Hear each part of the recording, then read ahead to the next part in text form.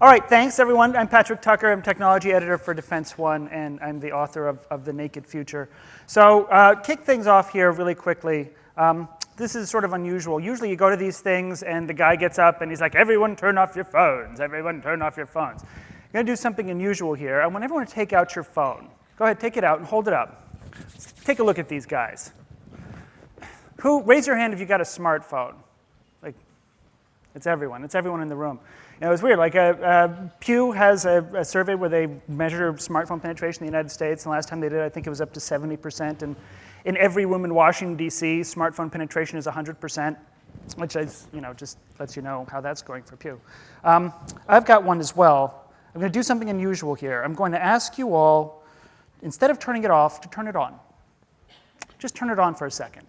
Actually do it. And see if you hear anything unusual. Nothing, right? No, me neither. Every time you do that, though, your phone is contacted by a cell base station. We all know this, but more and more that cell base station is contacted by another cell base station and another cell base station and an extremely wide group of systems that are having a conversation about you in a language that you cannot hear. What they're trying to do is figure out how to vend service to your phone. Now, the next thing that's going to happen is this. At some point during the next 8 minutes, someone's phone is going to ring. And that person either has to get up and awkwardly walk through all of you to answer their phone as we look at them, or hang up on someone, and that will be delightful to us all. But if you have GPS on your phone, go ahead and keep it up. And I'm going to keep my GPS, I usually keep it off, and I'm going to turn it on real quickly. And again, I just want you to pay attention and listen and see if you hear anything unusual. Actually, I'm turning on the GPS on my phone now. It's nothing, right? Well, every time you activate your phone's GPS, it starts to receive signals from the Global Positioning System. It's a system of satellites that tell us where we are. The military created this system originally so that it could help find nuclear submarines. We use it now to get everywhere that we're going. And this, in part, is how you get this figure up here. This is how we get 1.8 million megabytes of data that we create on a yearly basis. The vast majority of it is not collected permanently, only about 10% of it, and most of it is streamed, but all of it says something about you. This is your metadata. This is the stuff that we were just hearing about from Michael Rogers. Go ahead, next slide, please. Not sure how to, there we go. So you are big data. This is you. It's 65 billion location tag payments that happen annually in the United States. Next. It's 154 billion emails sent per day. Next. And it is the reason why 90% of all of the data in the world was generated in just the last 2 years. This is you. This is what happens when you turn on your phone in a room full of other people, and when you activate GPS. This is what you create. Now here's the weird part. Next slide. This is a very small fraction of the amount of data that's going to exist in the digital universe in the very near future. These numbers are from Cisco, and Ericsson has slightly different numbers. I think that they're both good. Cisco wants to make money off of this. 50 billion interconnected devices by the year 2020. That's all of the cell towers that we were just talking about, and the satellites in space, and all of your cell phones and your smartphones and all of that. What strikes me as sort of remarkable is that when you get to right about 2008, you notice something happened to the global population. We lost the war. We are now outnumbered by the number of interconnected devices. And we're going to get to 2020, and you get to 50 billion of these machines, cell towers, smartphones, satellites, pacemakers, all having a conversation about us, where we're going, and why. Now, earlier we heard from Michael Rogers, and it's his job to turn all of that into legally useful signals intelligence collection for the future, right? It's also the job of telephone and providers and service providers and internet providers to turn that into revenue. And it's our job just to use it.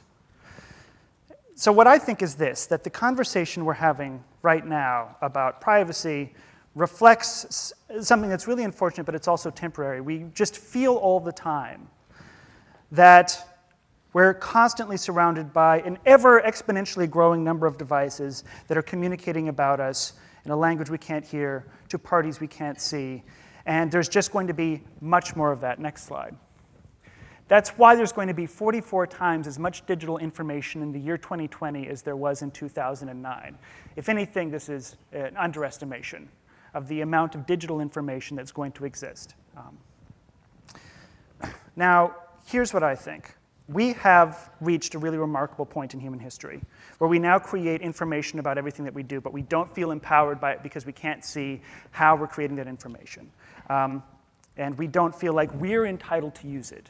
We kind of feel like Mike Rogers gets to use it, but we're not sure how. And he says, I only use it if the law says I can use it. And we don't know exactly what he uses it for. We kind of feel like A&T uses it. We kind of feel like Verizon uses it. We don't feel like we use it even though we make it. And that's what's going to change. That's what I'm here to say. I think that it is inevitable that that begins to change this century. We are going to begin to feel empowered by the data that we create all of the time, but it won't happen automatically. It has to be as a result of a shift in priorities. There has to be a legal change, there has to be a cultural change, and there has to be technology changes. All of those are in the book. Next slide. So to give you a sense of what that actually looks like, though, to give you a sense of what I think personal data used for personal good actually looks like, consider this. I talked to two researchers, 2012, Adam Sedelic and John Crum, and John Crum was at Microsoft. Adam Sedelic, at the time, was at the University of Rochester. Now he's with Google. And they set out on a really remarkable experiment. Who here knows where they're going to be in about a year and a half from right now? Raise your hand if you know within a 5-block radius, within a 5-minute time window, where you are going to be 1 year and a half from today.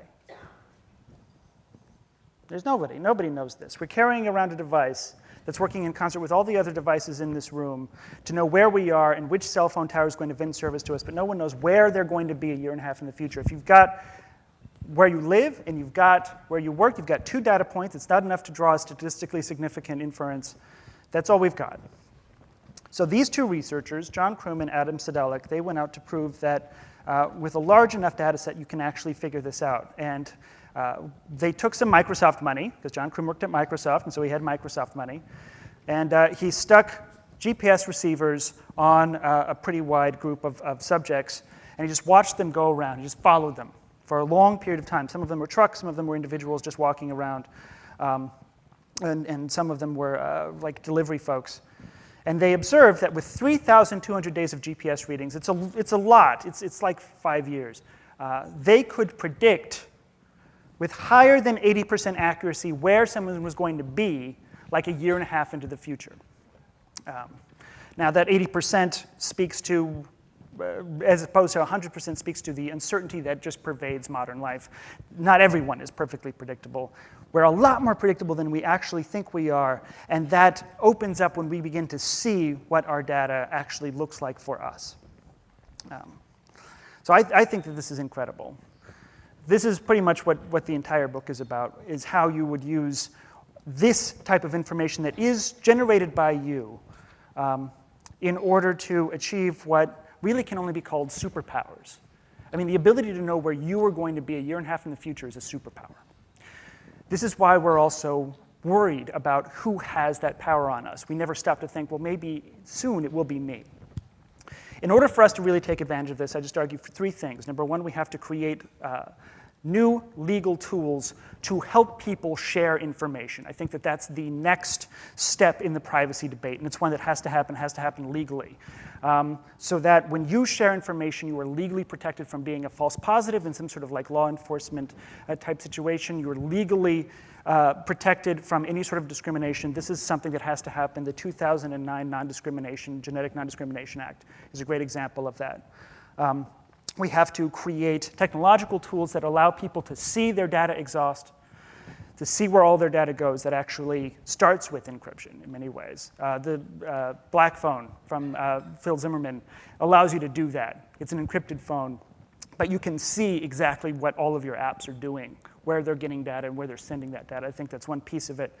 And lastly, we all have to decide that we want to take a part of this, that we want the superpowers that our data actually unleashes. Because, I mean, you've seen the numbers, 44 times as much digital information in the year 2020 as we had in 2009. We can all get up and take our smartphones and throw them into the sea, and that number won't change. We're just going to be creating infinitely more data than we were, at the dawn of history. We're going to be creating several factors more in just a couple years than we were.